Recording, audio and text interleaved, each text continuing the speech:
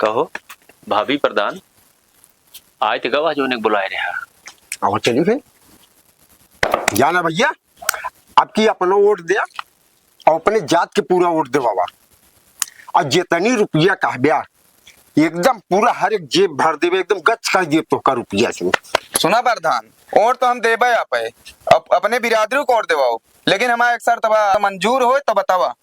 हर शर्त मंजूर बा यार, हर कुर्बानी दे बरे तैयार है। अरे तो आपकी कैसे थोड़ी हो प्रधानो कुछ बोले मंजूर है बोला तो जाने रहे हम आने पड़े फिर। हाँ हो माने तो और किसके मनिए इनके छोटका ही बहनी समा बिया करवावा जितना वोट हमारे गांव बा सब देवाऊ हमारे बिरादरी जितना वोट है यो कुर्बानी देहन प्रधान तोहरे बरे। अरे प्रधान से बोलो भैया पर्चा वापस करवा। अच्छा प्रधानी का ऐसी तैसी में इज्जत बेच के प्रधानी न लड़ा जाए। साला ये दुख का खत्म नहीं होता बे।